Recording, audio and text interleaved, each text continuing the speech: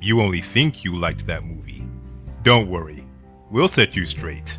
You're listening to The Fellas.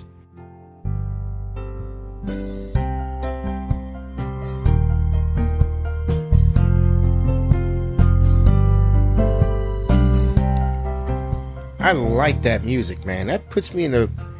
Where'd you find that? That's perfect. I want that as a permanent staple on our rotation. Okay. I like that. Yeah, I like that one too. It's feel good. Yeah, it is feel good. You know what it remind me of? Peanuts. Oh, yeah, it does remind me. You can't of imagine Peanuts. like Charlie Brown dancing around to that music right before life kicks him right in the dick. Yeah, but you know what? If you take things out of its time when they were created, I don't think Peanuts would be created in today's time. Yeah.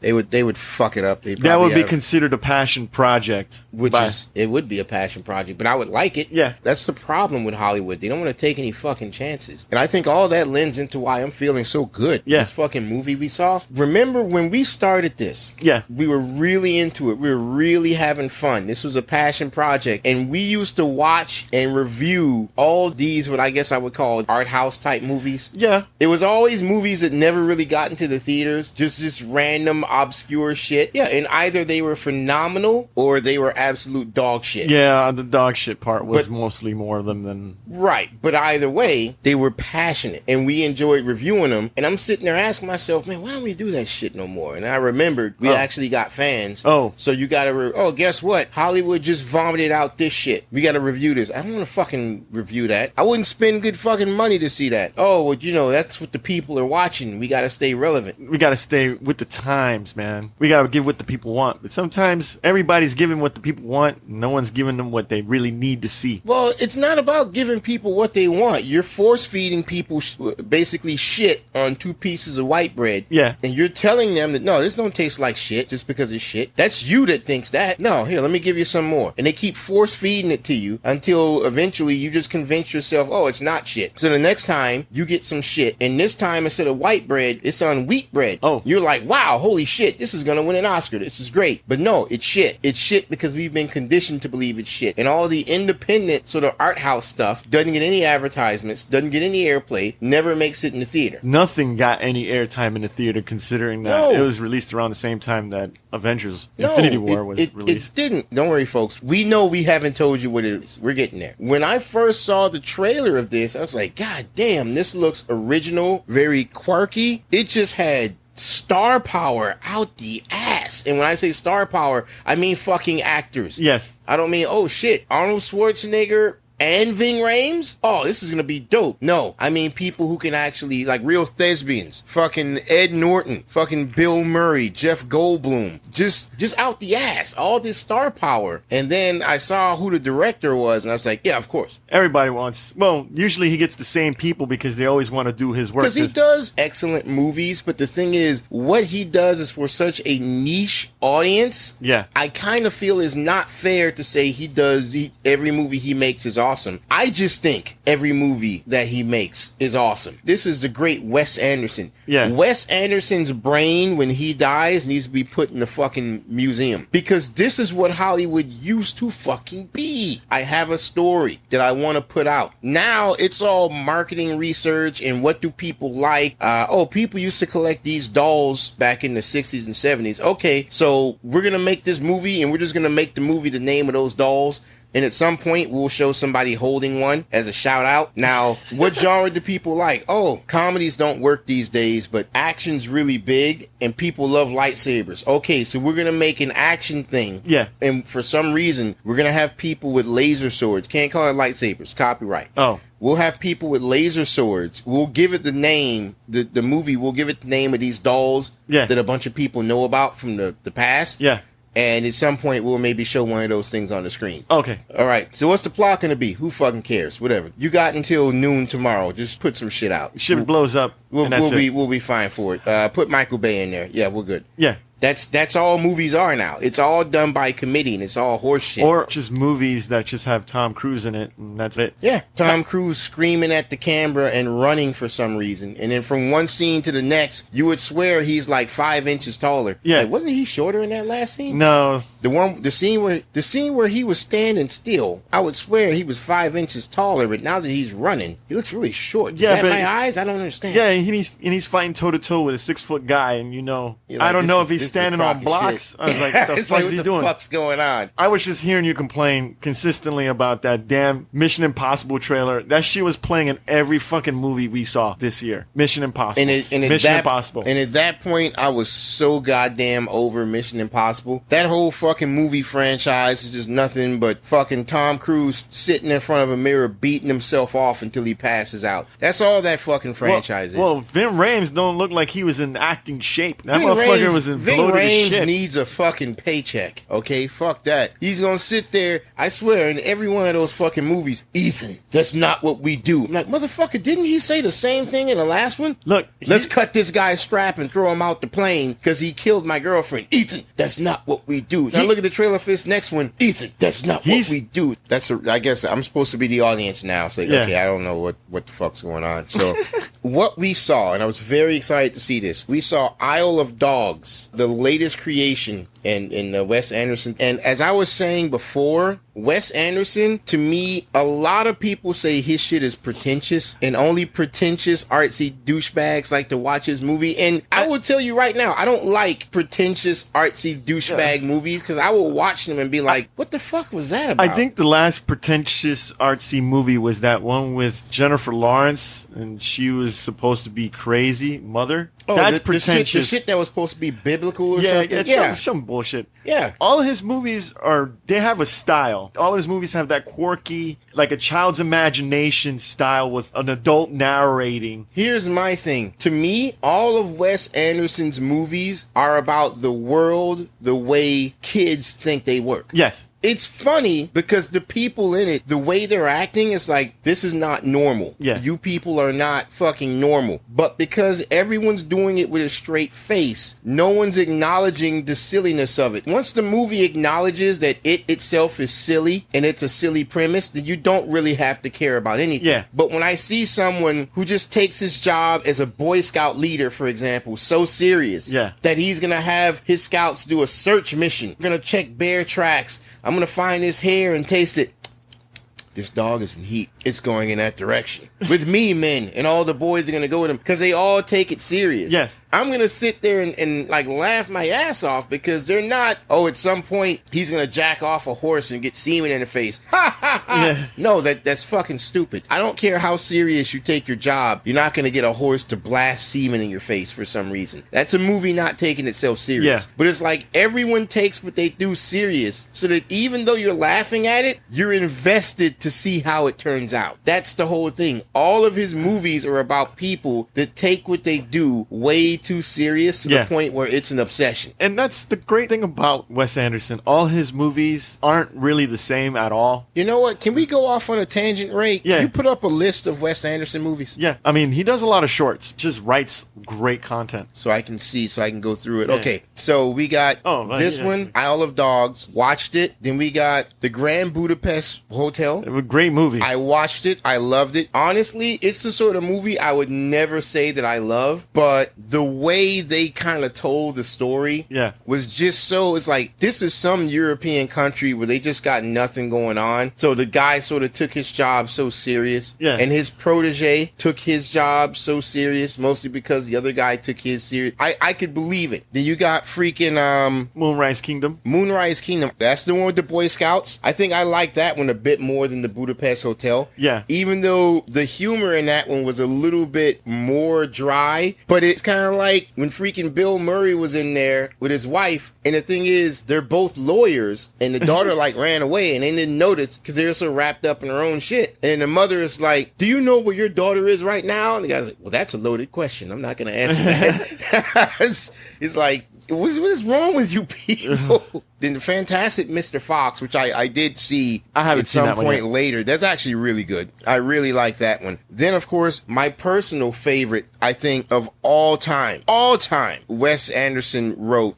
In my lifetime, there have only been 2 movies that are not like horror movies or something. 2 movies that made me cry. One of them, when I was a kid, The Brave Little Toaster. I'm sure if I see it now, I'm prepared. No, dude. The Brave Little Toaster. Dude, when those cars are singing about how they had such great lives and people loved them and they were in their prime and now they're useless, and after each one finishes telling their story, they get crushed by the fucking machine because people threw them away. And they were telling this young toaster, so full of life, so full of happiness, this is going to happen to you. You're going to be useless. Your master left you. He doesn't care. No one cares about you. You're old news and you're going to die just like us. And it was so sad. Oh, man. I need to see this now. And he was watching them sing about how happy they made their owners and this and that. And the crushing machines just crushing them. Oh, man. That's that fucking killed me a little inside as a kid, man. Watch The Brave Little Toaster. Okay, I will watch The Brave Little Toaster. I'm serious. That made me cry. And the only other one that made me cry, well, the tear came out, but I sucked it up, sort of like in that movie, Cloudy with a Chance of Meatballs. Oh, that movie's good. I sucked the tear back up, but the tear was there, so it counts. Oh, shit. The Life Aquatic with Steve Zissou. That movie's awesome. So you've seen that? Yes. And I should have known that was a Wes, but that was before I started paying attention to Wes Anderson. Yes. The Life Aquatic. If I were seeing that for the first time right now, I want that inside of me. I have it on Blu-ray. That has a huge cult following. Most of his movies have a huge cult following. The thing is, it's just a story about a person past his prime seeking redemption. And then once he does this one thing that's supposed to put him back in his prime, you sit there and you have time to reflect and you look at everything you lost to get this one moment back. And now that you've stopped to reflect on it, you realize it's not worth it. And you're never getting that back. It's gone. You're looking back and now you know it's not worth it and you're never going to get it again. So your victory is very bittersweet. And that whole thing touched me so much. It was the scene where he went down and he finally saw the shark. Yeah. And the shark swimming around. He's just looking at it and then he just puts his head down and he just completely loses it and starts like crying and choking up. And he's so not used to showing emotion, he doesn't know how to cry properly. He's just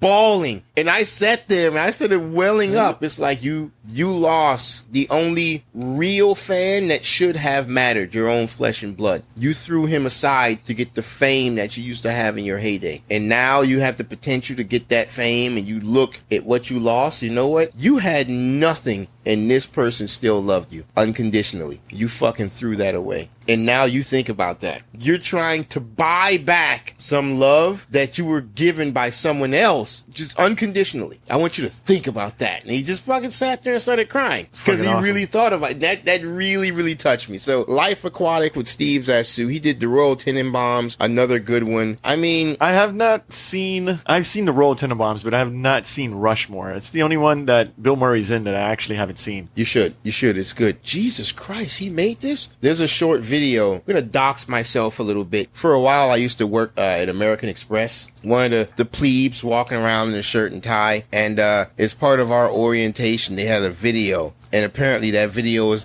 done by Wes Anderson. It's called American Express, My Life, My Card. I actually remember this shit. Yeah, that's... Lord. Yeah, I'm embarrassed to mention that. But anyway, so we saw Isle of Dogs. Isle of Dogs. And once again, Wes Anderson knocked it out of the park. Yes. For a movie to be really original and people online still shit on it for nothing whatsoever. Oh, you want to get into that? Yeah, let's get into that real quick. Here's where I knew I had to watch this movie. Normally, the millennial SJW types, they love the Wes Anderson shit because most people who go to the movies and they order their popcorn and their corn syrup and they go and they watch some shit blow up, they don't like the sort of sophisticated things, you know, like these artsy movies. So the SJWs love those movies because it means we're not them. Well, I read an article in which an SJW was just shitting all over the movie because this is before it came out. You see, the plot of Isle of Dogs is this boy goes to an island that only has dogs. It's right off the coast of Japan, and you're basically supposed to see everything from the dog's point of view. Yeah. So all the people, when they're speaking Japanese, nothing is subtitled, because really you're not supposed to understand what they're saying. Yeah. Remember, you're there for the dogs. So if the dog doesn't know what he's saying when he talks, you're not going to know what he's saying. Yeah, unless you're Japanese. Unless you're Japanese. And of course, all the dogs are speaking English so we can understand. Okay, so this douchebag goes on a rant because it's showing cultural appropriation. Because those dogs should have been speaking Japanese. What the fuck are you talking about? So this is a movie that's about Japanese people. It's about the Japanese islands and continents and the Japanese culture. But the people that we're supposed to have a bond with are speaking a language with no subtitles, so we're alienated from them. And the only people that we can bond with are these dogs, because they're speaking the white man's language. They're speaking English. And more importantly, all the actors are white. They're white. They're white actors playing in a Japanese movie. Now, it's not predominantly Japanese. It's set in Japan. Yeah, but still. Or I should say off the coast of Japan. I'm sure Japanese people make movies about themselves in America and their characters speaking Japanese because it's for their audience. I wouldn't be surprised at all, but that's not what bothers me. Who fucking cares? I know. That's what, like, you're shitting on a good movie over some dumb fucking semantics that nobody cares about. If that's the case, you should have no subtitles in movies. That's right. You should have no subtitles.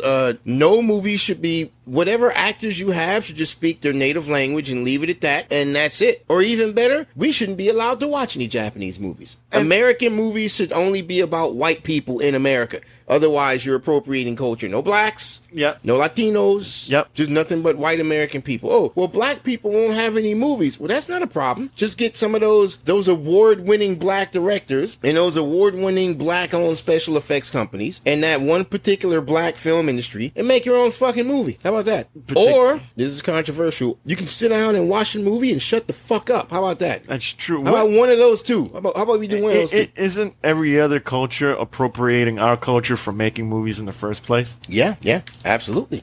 Absolutely. We created that theme of moving pictures. Oh, yeah. So yeah, everybody's appropriating our culture. Look at anime. Anime was copied off of the American Disney style of animation with the big eyes. Yeah. Isn't that cultural appropriation? Yeah. I think that's cultural appropriation. I guess people are idiots. The modern day assembly line in Japan. They learned to do that because we absolutely ass fucked their economy and their nation after World War II. Yeah. And said, here, you guys are backwards. Build your shit this way so you can get your economy back up. Here's an assembly line. Here's how it works. Cultural appropriation. We should take that shit back. Make them go back to doing shit by hand. This is where people are just a bunch of idiots, man, these days. I didn't know a cultural appropriation was a fucking thing until people were saying, yo, culture. Like, what the fuck is that? Cultural appropriation is made up by people who want a virtue signal. That's all it is. I think it's about people that have too much fucking time on their hands. No. Well, yes, they do have too much time on their hands, but it's the act of virtue signaling. I care so much about your culture. Clearly, you can't speak up on your own behalf because, what do you know? You're from that backwards ass culture. So I, as a Westerner, I'm going to step up and defend your honor for you because only my opinion matters. Not yours. Only my opinion matters. And people will see me as a hero for standing up with your culture. When in actuality, I don't know shit about your culture. Oh, well. I don't know the first fucking thing. You want an example? Remember that movie, Ghost in the Shell with Scarlett Johansson? Oh, yeah, I remember that. I remember someone gave an interview to the guy who made the manga. Say, hey, how do you feel about Scarlett Johansson playing the Colonel? He's like, Scarlett Johansson, she's beautiful. I think it's great. When they put her in costume, she looks just like her. It's wonderful, and she's a great actress. It's perfect. So, oh, yeah, there's some controversy about a Caucasian woman playing this character, and the guy was like, okay, that's news to me. I don't understand why there would be,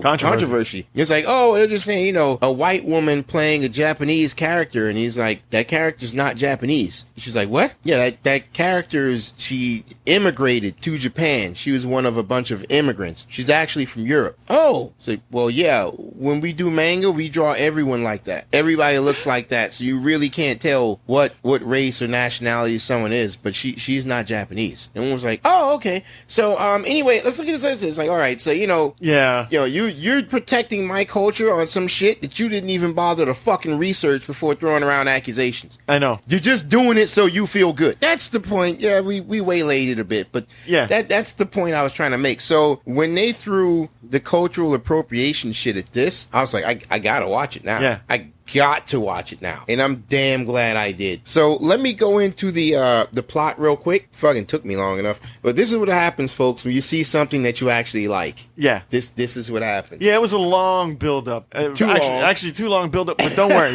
it's okay. It's okay. It's a talk show. Yeah, exactly. So this is what I can only describe. It's part of a trope called the boy and his dog trope. Basically, boy loves his dog. Boy gets separated from dog. Boy goes on a journey to retrieve dog because they're best friends. Yeah. And it doesn't always have to be a boy and his dog. It can be a mother and his child, a guy and his friend. Yeah. You know, technically taken can almost be considered a boy and his dog story. Yeah. But basically, you're going back to find the thing that you love. And this is the adventure and the growth that you have along the way. The idea is that there's something called, is it the dog flu? Yes, the dog flu. And because it disorientates the dog, and then the dog can't see, so he kind of reacts differently and becomes very stinky. All pretty much like, you know, a step below the AIDS for dogs, I guess. Mm-hmm. It just makes the dog unbearable to be around. Well, eventually the dog will die. Yes, eventually the dog will die. And the thing is, people are worried that this sickness will spread to the humans. Yeah. So the mayor says, hey, here's what we're going to do. We're going to take all the dogs, send them over to this island where we dump all of our garbage, and then we're going to leave them there. And I'm sitting here waiting like, okay, and then? All right, so here's someone to argue against that. And I'm like, I'm assuming there's something I'm missing in between. Yeah, I know. Respect. Because remember, whenever they're talking Japanese, there are no subtitles. There were scenes where they had a translator speaking for like a separate audience. Yes. And you kind of get it from what the translator is saying. You get the gist of really what's going on without not knowing what's really because the translator's like 1 second behind him because she has to listen to what he says. So he's like, yeah, just going to snatch up all the dogs and dump them on this island. All right. And then there's this scientist who's running against the mayor who says, hey, I can get a cure. Just give me like a couple months. I can get a cure. We can make this happen. And everyone's like, no, fuck off. We don't care about that. So the mayor, to show that he's a man of the people, you know, to show that he's one of them, that he will suffer with them, he takes the household pet. No, I'm sorry, the security dog. Dog for his son. I'm sorry, his ward. His nephew, yeah. Yeah, he adopts his nephew. But he takes the security dog for his nephew. Says, hey, he will be the first one that we send over to this island so I can show you that I'm willing to sacrifice as well. And he just takes the dog over to the island. They got like a zip line. They zip him over there and they literally fucking just drop the cage there. I was about to say, it's like, who's going to open the fucking cage? Yeah, I thought it was a little bit more involved in it. Again, I thought there was a problem in translation. Like, you're just going to send the dog over there and then leave. Yeah, I was just kind of saying this was quite an elaborate plan just to fucking get rid of dogs. I thought the island was just to like quarantine the dogs and we're going to send them food and whatnot. No. And we'll drop some dog toys. So pretty much a death sentence. Yeah, it's a death sentence. Like, well, maybe he'll starve. Maybe, I don't know, he'll try to swim and drown. I don't know. Out of sight, out of mind. Not our problem. And he was like, God damn, dude, really? So what they do is they drop the dog over there. The mayor's son. How long was it after that? Was it like 6 months? No, it was like a few years. It was a few years? Really? Yeah, I think no. I could sometime later. I can't remember. The mayor's son this kid actually builds a plane, like a Zero fighter, to go over there to find his dog. And when he gets there, he can't see the dog, but there are some dogs that are already there. A pack of 5 dogs. And they're like, hey, you know, they were all of them except one were domesticated. And because they were domesticated, they still love humans. They still want to protect humans. Yes. They still want to be held by humans. And they're like, look, there's a fucking kid, man. Kid's here by himself. He's looking for a dog named Spot. Yeah. We gotta help him find this dog, man. We can't have this kid running around here. It might get hurt. Let's help him find this dog. So it's a whole thing. Yeah. Where they're going with him to help him find his dog. But the whole thing is, and this is where the real crux of the story comes in. These dogs themselves are such a motley crew. They each have their own personality. And then, of course, you have the one dog who's always been a stray all of his life. Like, I don't need people.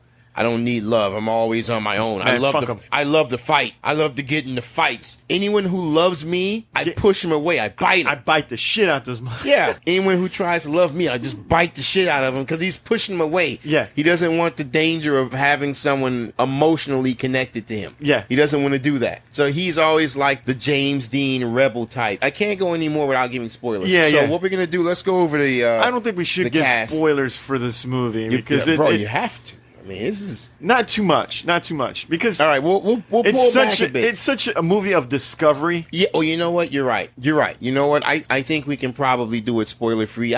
Damn it! I really want you guys to watch this. Yeah. You have to watch. It's a really good movie. But first of all, let's go over the star power. Now, every single one of these people I consider to be A+ actors. Every single one of them. They don't really need to work. Honestly, that's why they did this. They love this. They love every single one of these people. I'm sure they read the script. And like a quarter of the way through, they probably just toss it down. Yeah, I'm in. Yeah. I'm in. Because anyone would just read it. I bet the first 4 pages, he was like, what the fuck? What? This is insane. You can't be serious.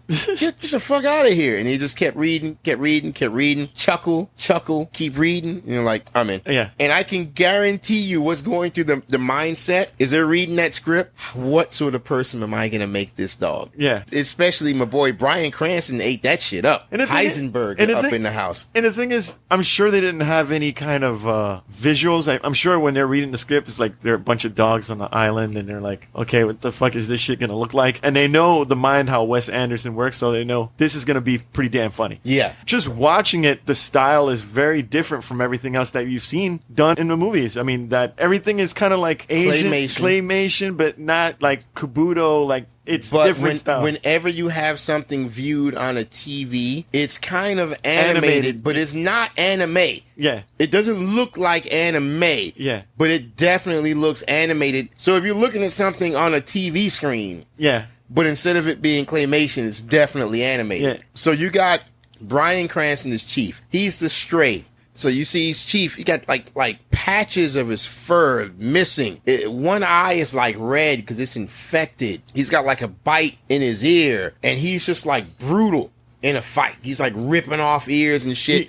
He's one dog you don't want to get close to. He just looks fucked up. Yeah, he looks like if I were walking on the street and I saw that dog, I feel bad for him, but I wouldn't get close. Yeah, I feel bad for him, but I would cross the street, and if I see him growl at anyone, I would stop what I'm doing and call animal control. Like, yo, there's a dog. You know he's gonna bark at you, man. I know that can't be helped. That's why I said if he barks at anyone else. Yeah. You see that white girl right there? He barked at that white girl. Oh. Get animal control. But he looks like a dog on the verge of being put down. And of course, he does have the sickness. They show him like coughing, because he has a sickness. And I love the fact that the other dogs are, please excuse my friend, he's sick. They're always doing that. Then you got my favorite character, Ed Norton. He plays as Rex. He's the introductory kind of dog character that you're. Yeah, he was telling the story, and man, he does a great job getting you into the world real quick. The thing is, his character as a dog acts like such a down to earth individual. Yeah, there's a scene at the beginning.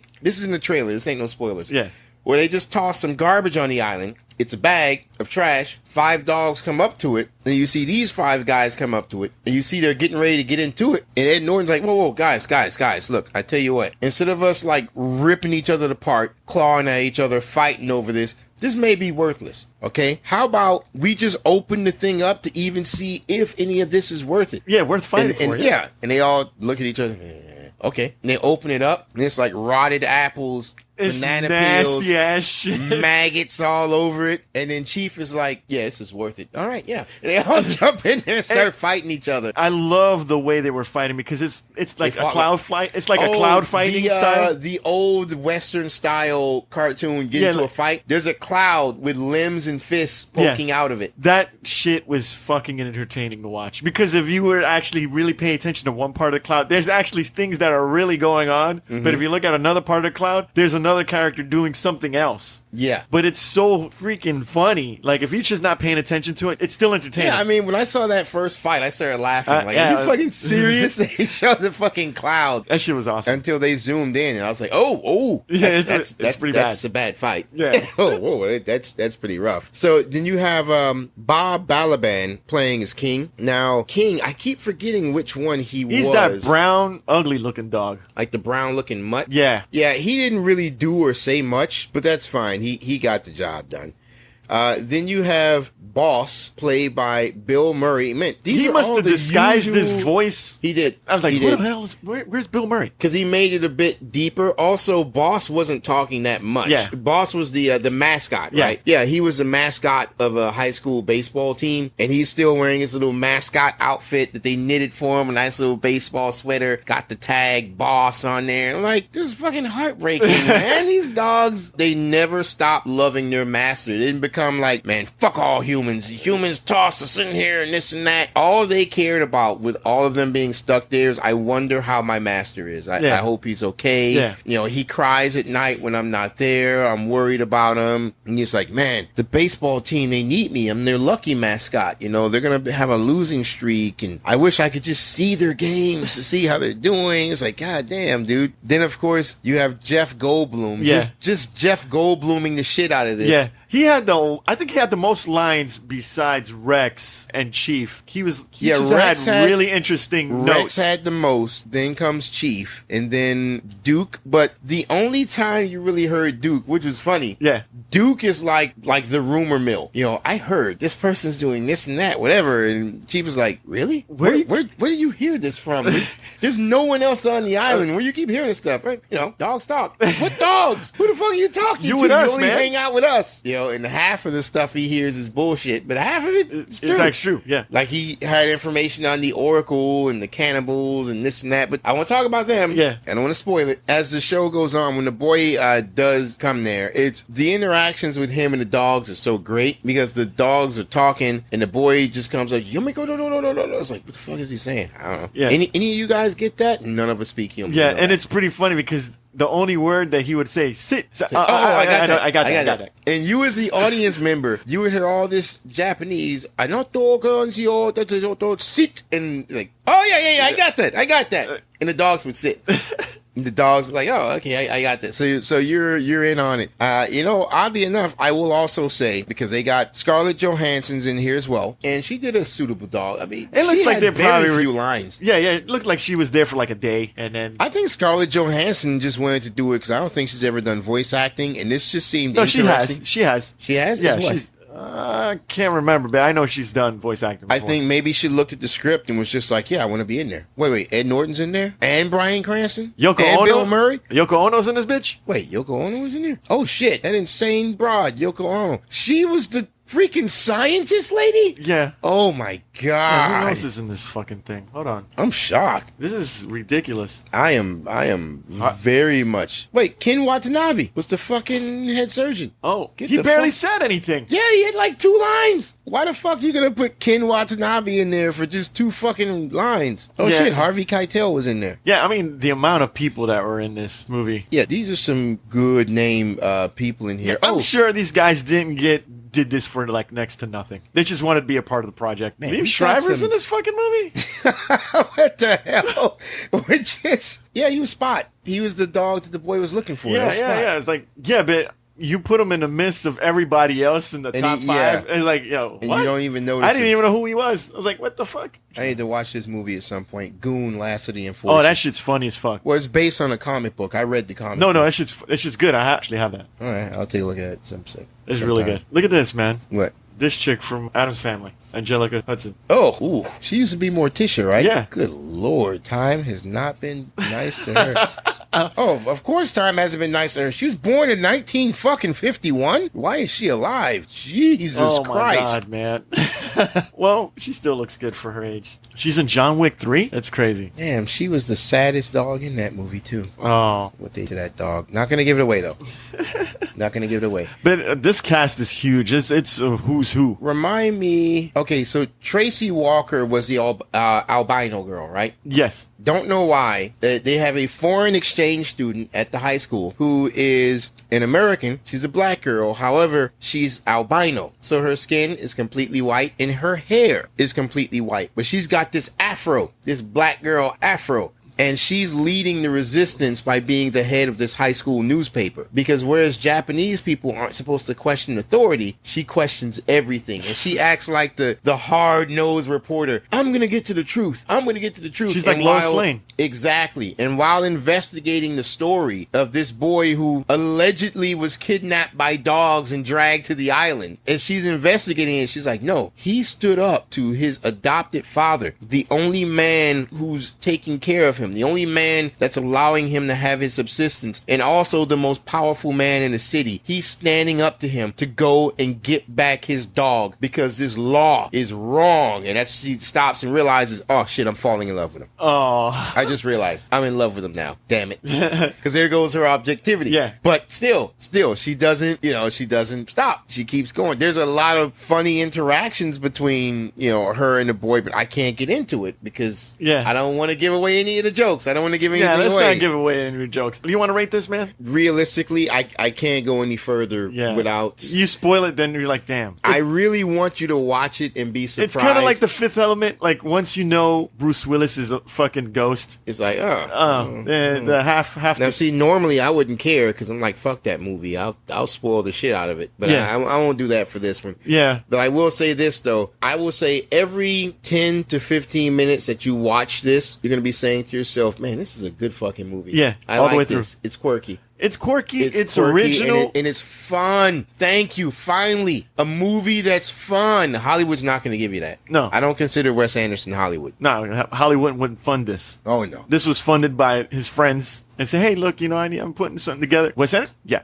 whatever you want. We'll put it together. It'll be fun. It'll be beautiful. It'll win a couple of Oscars. I bet you the majority of these people, they probably didn't even get paid. Seriously, you think Bryan Cranston needs the money to do this? You think to be in something like this, either you're getting paid a shitload of money, and Wes Anderson knows damn sure he's not going to get much backing for this. He can't be spending money everywhere. Yeah. Or you're going to look at this, and this is going to be a passion fucking project. Yeah. I bet you Bryan Cranston, because he's just sitting around with nothing to do. He wants to do something fun. Yeah. I bet you he was like, I'll do it for free. Ed Norton, we've been through hell and back together. Yeah. I'm going to do this for free. Fucking Bill Murray, we've been through hell and back together. Fucking Life Aquatic, he nearly got a fucking Oscar for that. It was after Life Aquatic and then Lost in Translation. Yeah. Those were the movies that kind of got him out of his funk. Yeah. And I think he even said in one interview, he was like, Life Aquatic, in a lot of ways, I genuinely feel Wes Anderson made that movie and put me in that movie in the position that I was in because that was me. Because Lost in Translation,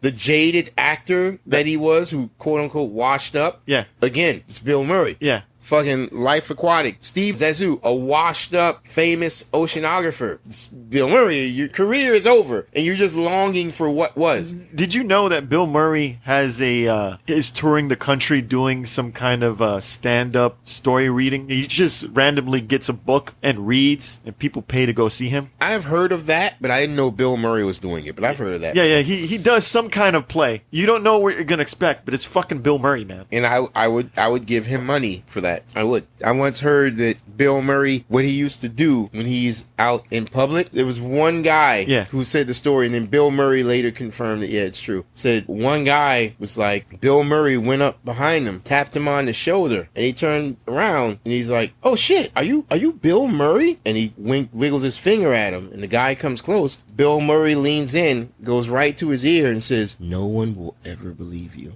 And he turned and walked off. And he's like, the guy's like, what the fuck? And he called his friends like, yo, Bill Murray was just here. And he whispered in my ear and like, get the fuck out of here. He's like, seriously, I saw Bill Murray. Because you don't have a picture. It didn't happen. He's like, no one will ever believe you. But Oh, man. we're gonna go off on a tangent. This is what you do to us, Wes Anderson. Yes. We can't even review this shit the proper way. All movies should be like this. Thank you, Wes, for just making me feel good. Well, we'll feel guilty spoiling it because it's that good. Yep. And what I'm gonna do, I'm gonna start it off, and really before I even watched it, I had the feeling I was gonna give it a full price. But Wes Anderson consistently giving me grade A meat, prime cut out the fat, get to the lean. Wes Anderson's constantly giving me good shit. Yeah. And this, for such a simple premise, a boy searching for his dog, common movie premise, for him to put this awesome of a spin on it and have it touch me a little bit and have it so fucking funny and just good, man. I'm gonna say I want this inside of me. Oh. I mean, all the other stuff before my first time seeing them, I would have said full price. I'm like, you know what? When you're consistently putting out good shit, and even with me expecting your next shit to be good, and I watch it, and all I can think is, I gotta buy this shit on Blu-ray. Yeah, this is something you gotta buy. Didn't you show me a while ago they actually have the plushie dolls of the dogs? I want that. I'm gonna fucking buy it. I want that. I'm a grown fucking man buying plushies. I'm gonna buy it. I'm gonna fucking buy it. So no, I want this inside of me. Good job, Wes Anderson. Good fucking job. For this, I'm gonna give this a full price. So you're gonna give it a high full price? Yes. Okay, that's a fair review. I'm not gonna bust your balls. Don't worry. No, this movie's fun. It's fun. It's so damn creative. I mean, and when was the last time you could say that? The last creative movie that I saw was Dave Built the Maze. Oh yeah, that was a fun. That was a fun movie. That was the last fun movie. Yeah. Honestly, with your character, do you think you'd survive on that island as a dog? Me? Yeah. Oh no. Well, I'd turn bitch, like prison bitch, in a heartbeat to survive. There's like no fucking food, man. I just don't know how you would survive on this fucking island. Now, here's what's interesting. Rotten Tomatoes gave it an 89%. Yeah. Certified fresh, which doesn't surprise me because it's Wes Anderson. Yeah. It's some sort of an intellectual movie, so they're going to give it high. But the audience score, 88%.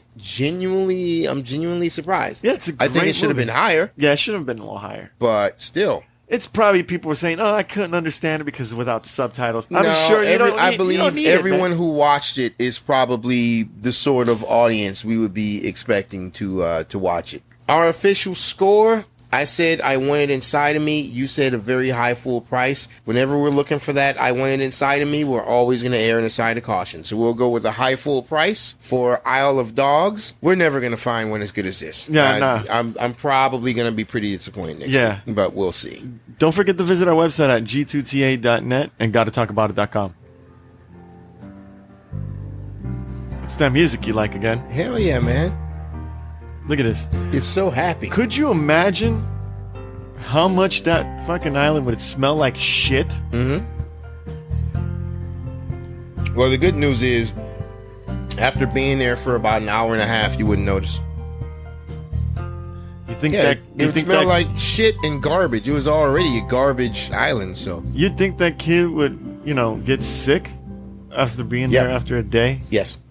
Especially, he injured himself. Yeah. Fuck, can't talk about that. But, cuts and stuff, so.